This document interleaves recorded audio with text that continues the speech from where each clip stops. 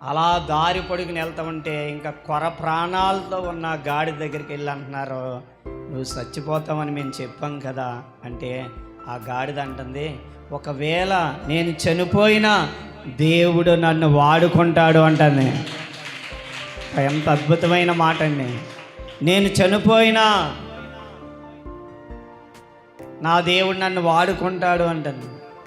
అబ్బా, ఇలా అనుకుంటున్నారు, దీనికి పోయే కాలం వచ్చింది అనుకుంటున్నారు. గాడిది పాపం చనిపోయింది. గాడిద తీసుకెళ్ళి ఏం చేశారు, పడేశారు. అంతే, ఆ గాడిదని పడేశారండి. ఇక్కడ రాయబడిన మాట ఏంటంటే, ఇశ్రాయేలు ప్రజలు సంసోన్ని బంధించి ఫిలిష్తీయులకు అప్పగిద్దామని తీసుకెళ్తారు. ఫిలిష్తీయులు అంత దూరం ఉంటారు. సంసోను తాళ్ళతో కట్టబడి, ఇదిగో నీ వల్ల మాకు చాలా శ్రమ వచ్చింది, ఫిలిష్తీయులు మా మీద పడి, మా కుటుంబాల మీద పడి, మా ప్రాంతాల మీద పడి అగ్ని చేత కాలుస్తామని నిన్ను అప్పగించకపోతే అందుకే నేను బంధించాం. అందులోంచి కూడా చిన్న పాఠం కూడా మనం నేర్చుకోవచ్చు. అవునండి, ఇజ్రాయేల్ ప్రజల ఎవరనగా సంసోను కూడా ఇజ్రాయేలే, తన ప్రజలే శత్రువులకు అప్పగిద్దాం అనుకుంటున్నారు. అవునండి, ఒక్కొక్కసారి మన కుటుంబమే, మన అనుకున్న వాళ్ళే మనల్ని ఏం చేస్తారండి, శత్రువులకు అప్పగించాలని చూస్తారు.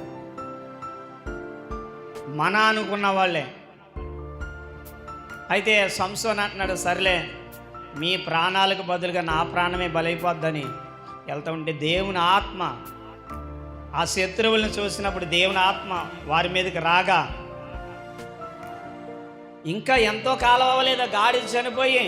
అక్కడ రాయబడిన అద్భుతమైన మాట ఏంటంటే, అతడు గాడిద యొక్క పచ్చ దవడ, ఏ గాడిదైతే బలహీనంగా అయ్యి రోడ్డు పక్కన మనుషుల చేత విసర్జించబడి మనుషులందరూ దూషిస్తూ ఉంటే, మనుషులందరూ నువ్వు చచ్చిపోతావు అని ఏ గాడిదని అన్నారో, ఏ గాడిదైతే నేను చనిపోయినా దేవుడు నన్ను వాడుకుంటాడని చెప్తుందో, ఆ గాడిద దవడ ఎముకి ఏంటి సంసోను చేతిలోకి వెళ్ళిందండి.